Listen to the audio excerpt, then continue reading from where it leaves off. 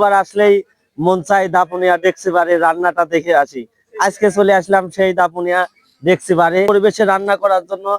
তারা এই ঘরটা তৈরি করেছে, আপনাদেরকে দেখাই যে কেমন পরিবেশে আসলে তাদের রান্না হয়, মাংসটা যে কি পরিবেশে তারা রান্না করে। খুলে দেখুন ঘরটা করেছে তারা নতুন, আজকেই তারা উদ্বোধন করতেছে এই ঘরের রান্না।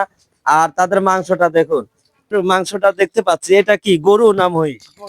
এটা গরু, এটা গরু। আমরা মহিষের মাংসটা দেখাই আপনাদের, যে আপনারা দেখুন মহিষের মাংস কালারটা কেমন এবং তাদের মাংসের ভিতরে আসলে হাড় আছে কিনা আপনারা ভিডিওর মাধ্যমে দেখতে পারবেন যে এখানকার মাংসের যে কোয়ালিটি সেটা কিন্তু দেখলেই বোঝা যায় যে তারা আসলে শুধু হাড় হাড্ডি দিয়েই রান্না করে না সেখানকার মাংসের কোয়ালিটিটা কেমন সেটাই কিন্তু আমি আপনাদেরকে দেখাচ্ছি। এই এই যে ভিডিওটা এইদিকে ধরো, এই যে দেখুন আপনারা দেখতে পাচ্ছেন তাদের কিন্তু মাংসটা, এটা হচ্ছে মহিষের মাংস।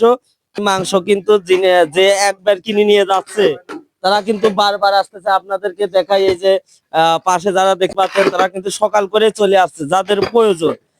জানে যে যখন রান্নাটা শেষ হয়ে যায় তখন থেকে কিন্তু মানুষের চাপ বেড়ে যায়, রান্না হচ্ছে পাশে কিন্তু তারা এই যে আদা জিরা সবকিছু কিন্তু মানে এখনই তারা ব্লেন্ডার করতেছে, আবার তারা এখনই রান্নায় চুলায় তুলে দেবে। এখানে কোনো ফ্রিজে রাখা বা আদার্স কোনো কিছু দিয়ে তারা ব্যবহার করতেছে না।